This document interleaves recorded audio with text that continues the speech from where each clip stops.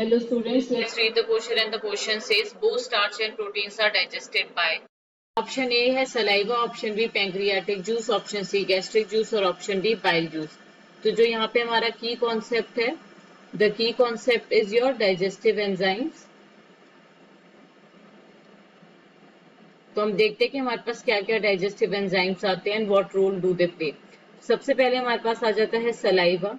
Saliva buccal cavity में release होता है. यहाँ सलाइवा में हमारे पास सिर्फ एक ही डाइजेशन चलता है, that is starch is converted into your disaccharides.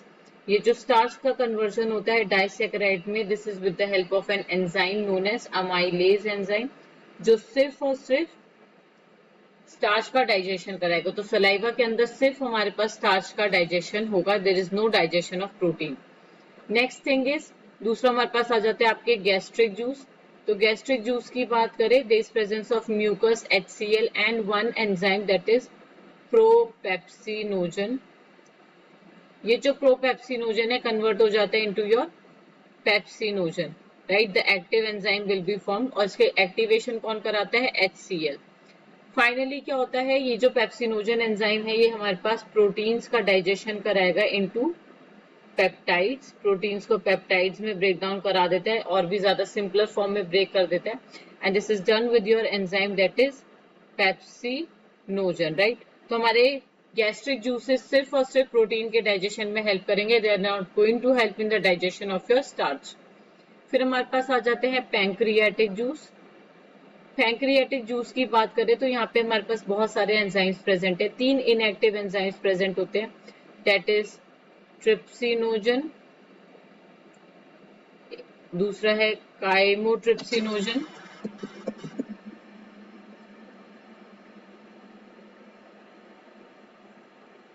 And the third one is procarboxypeptidase enzyme, right. तो ये सारे एंजाइम्स हमारे पास प्रेजेंट है. पेप्टाइडेज एंजाइम, ये सारे एंजाइम्स प्रेजेंट है. ये तीनों के तीनों इनएक्टिव फॉर्म में है जो कि कन्वर्ट हो जाएंगे इनटू देयर एक्टिव फॉर्म, जैसे ट्रिप्सिन,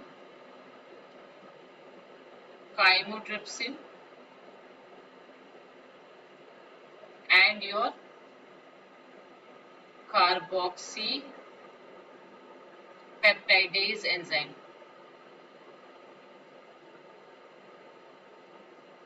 तो इन सारे एंजाइम्स में ये लोग कन्वर्ट हो जाएंगे. अब इनका एक्टिवेशन कैसे होगा? With the help of enterokinase. Enterokinase आपके पास कहाँ से आता है? It comes from your intestinal juices, right. So ये एंटेरोकाइनेज इन तीनों को एक्टिवेशन करा देंगे. अब फंक्शन क्या होता है इन तीनों का? ये तीनों ही आपके प्रोटीन का डाइजेशन करा देते हैं इनटू डाइपेप्टाइड्स, राइट. सबसे स्मॉलेस्ट पेप्टाइड्स में हमारे पास इसको ब्रेक डाउन करा देंगे. तीनों एंजाइम्स का यही फंक्शन है. So there is digestion of protein.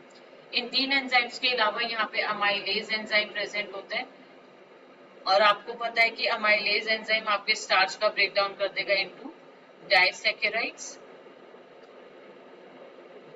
इसके अलावा यहाँ पे प्रेजेंट होते हैं लाइपेजेस, और लाइपेजेस का काम क्या है? They are going to digest the fats into monoglycerides.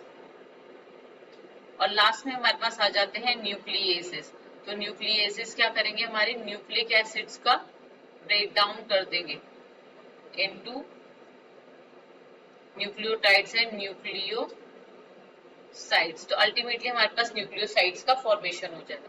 तो यहाँ पे जो हमारे पास पैंक्रियाटिक जूस प्रेजेंट है, इस पैंक्रियाटिक जूस में हम देख सकते हैं that there is digestion of protein as well as starch. तो दोनों चीजों का डाइजेशन हो रहा है. Lastly we have bile. अगर बाइल की बात करें तो bile is having no enzyme, there is no enzyme inside bile. यहाँ पे सॉल्ट्स प्रेजेंट होते हैं, बिलीरुबिन एंड बिलीवर्डिन, जो इमल्सिफिकेशन ऑफ फैट कराते हैं. इमल्सिफिकेशन ऑफ फैट कराते हैं. Basically they help in the physical breakdown of fat. तो फैट का फिजिकल ब्रेकडाउन करा देते हैं, जिससे केमिकल ब्रेकडाउन होना आसान हो जाता है. Coming back to the question, तो क्वेश्चन में हमारे पास पूछा हुआ है both starch and proteins are digested by. The correct answer over here will be your pancreatic juice. यहाँ पे हमारे पास ट्रिप्सिन, काइमोट्रिप्सिन, प्रोकार्बोक्सी पेप्टाइडेज आपके प्रोटीन का डाइजेशन करेगा और अमाइलेज आपके स्टार्च का डाइजेशन करेगा. So B is your correct answer. I hope it is clear to everyone. With this, thank you so much and all the very best.